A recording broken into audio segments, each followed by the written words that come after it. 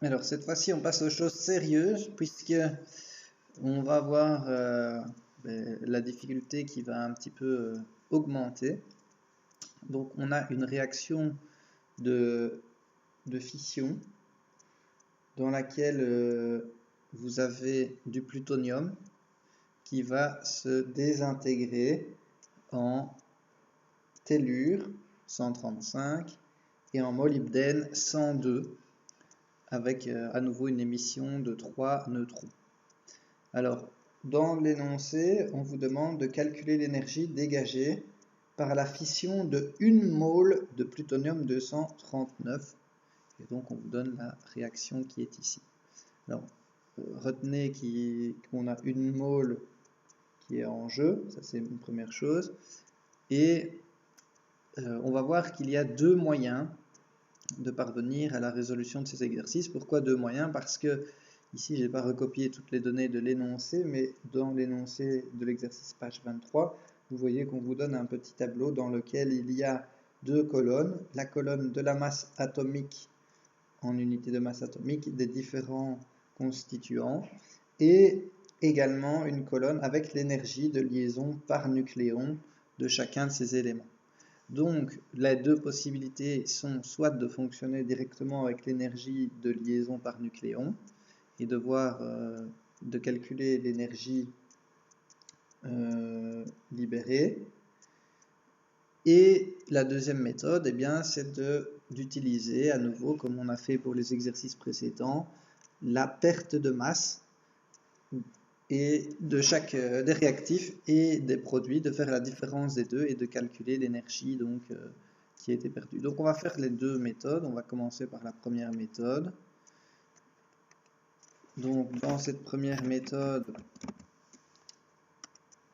donc elle va constituer, comme je vous ai dit, à utiliser les énergies de liaison par nucléon qui sont données dans le tableau. Et pour vous expliquer un petit peu comment ça marche, eh bien, j'ai tracé préalablement ce graphique qui explique un petit peu les différents niveaux d'énergie.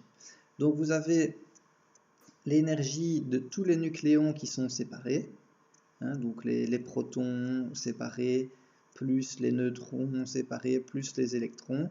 Et donc on a le niveau d'énergie qui est le plus haut, hein, puisque en fait l'énergie de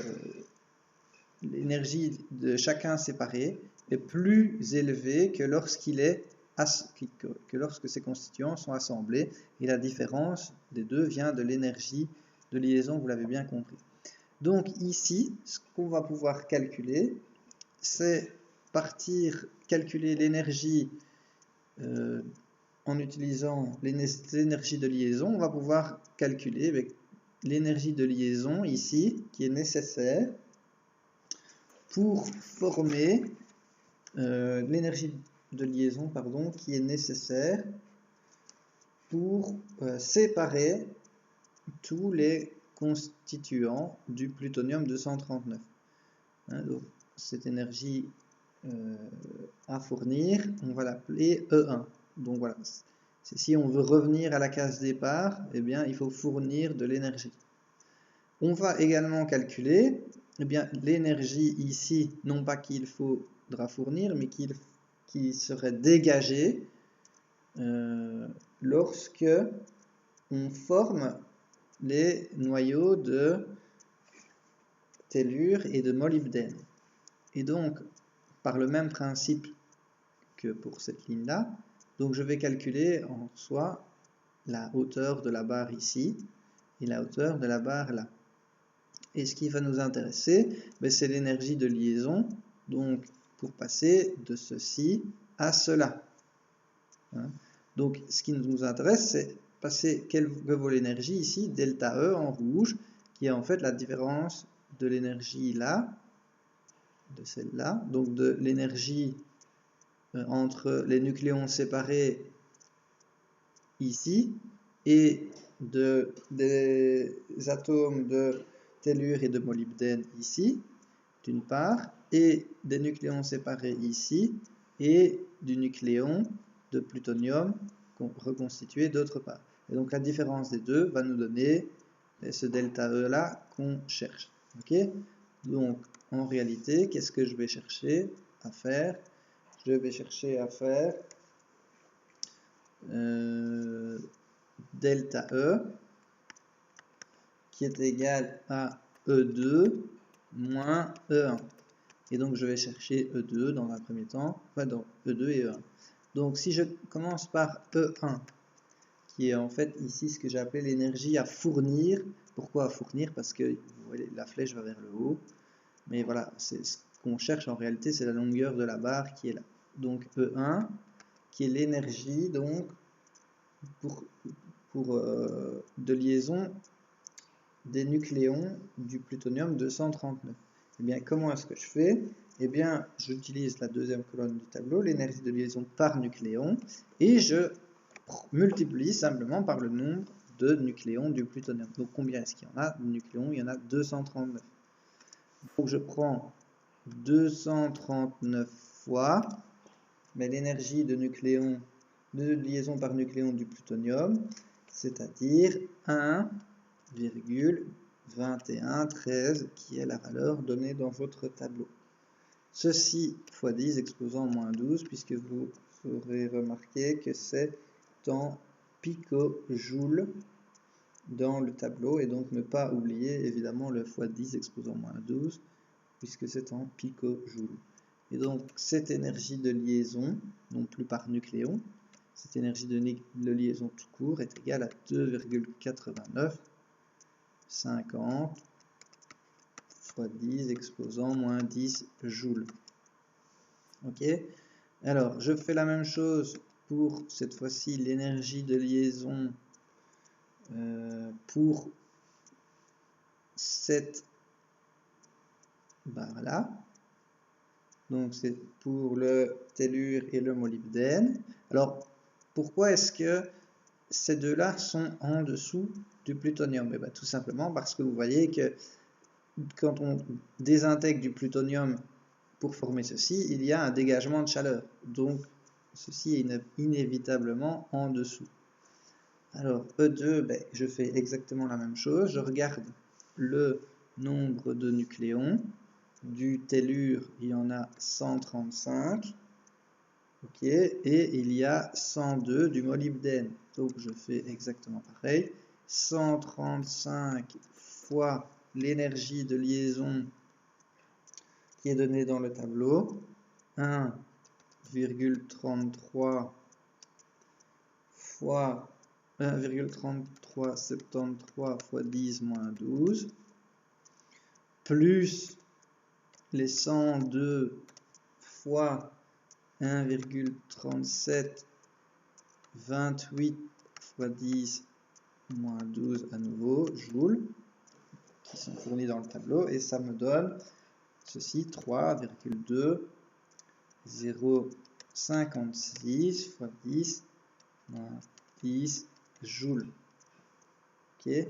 Et donc, si je fais, comme je l'ai dit, le delta E ici, hein, donc celui-là moins celui-là, donc si je fais 3,2056 fois 10 moins 10 moins 2,8950 fois 10 moins 10, et bien ceci me donne 3,106 fois 10 moins 11 joules.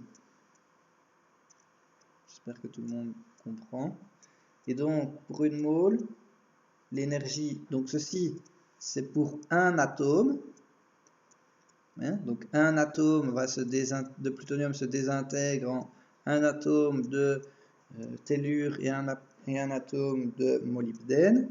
Et on vous a dit dans l'énoncé, j'ai bien insisté, qu'on voulait savoir pour une mole. Alors, comment passer de un atome à une mole? Souvenez-vous, en chimie, on utilise le nombre d'Avogadro.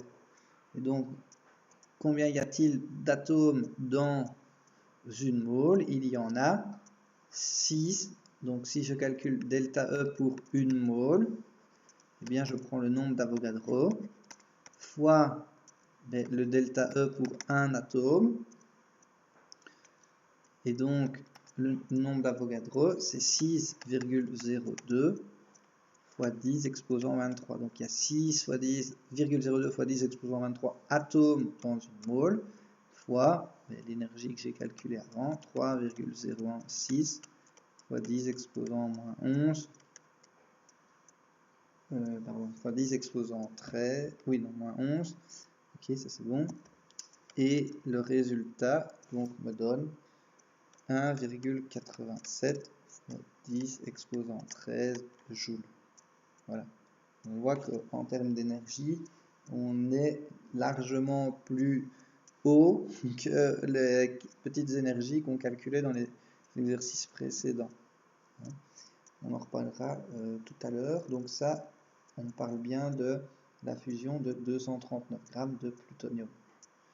Alors, je vous avais dit qu'il y avait une autre méthode.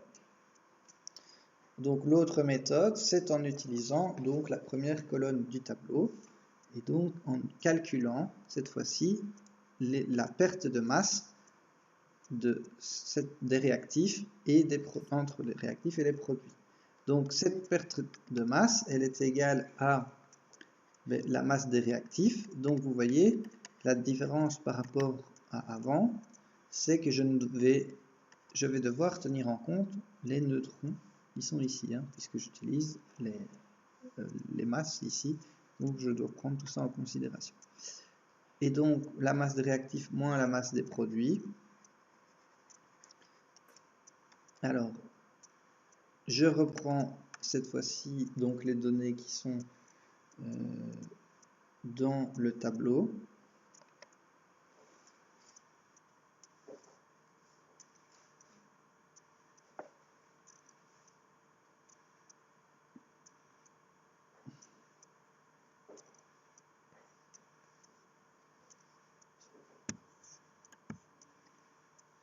Donc dans le tableau, pardon, de la première colonne.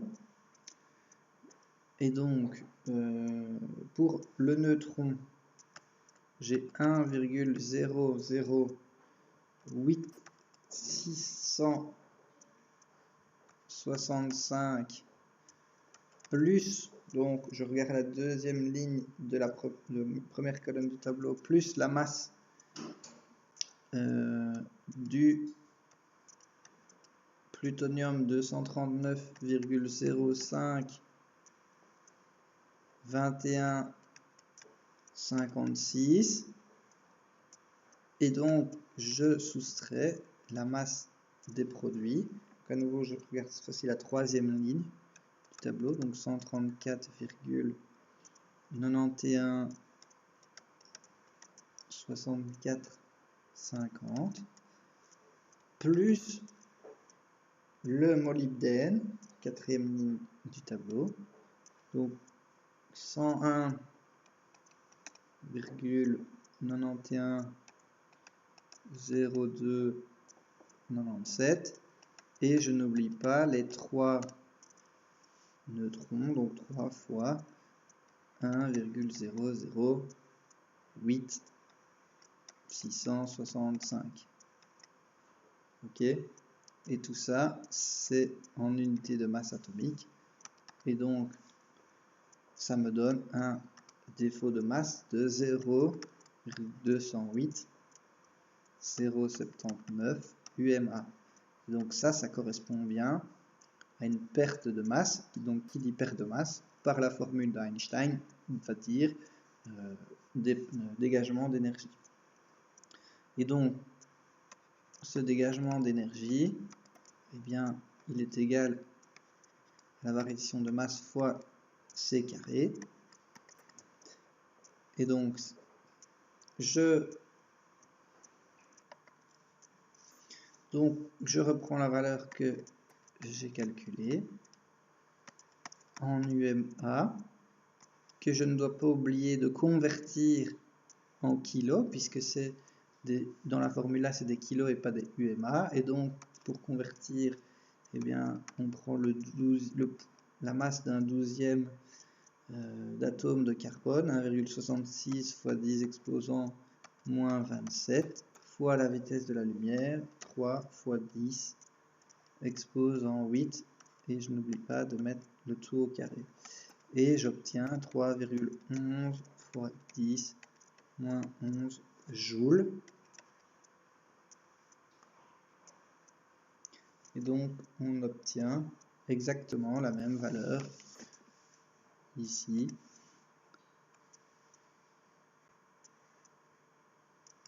que celle qu'on avait calculée ici avec la première méthode.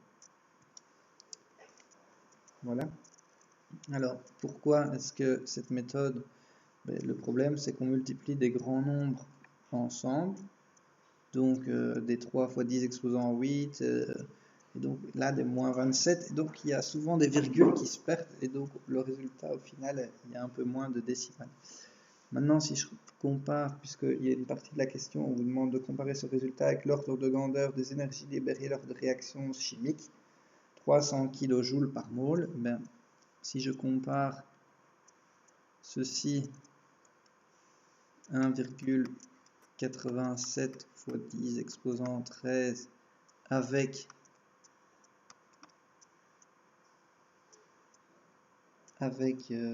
300 kJ, c'est-à-dire 3 fois 10 exposant 5 joules, eh bien on voit que il y a un rapport. Donc si on divise ça divisé par ceci, eh bien on a un rapport de 60 millions de fois plus grand. Donc vous voyez la différence entre l'énergie chimique et l'énergie atomique, eh bien elle est significativement pour une mole différente. Donc voilà, j'espère que vous avez compris le principe, et n'hésitez pas à reparcourir l'exercice depuis le début.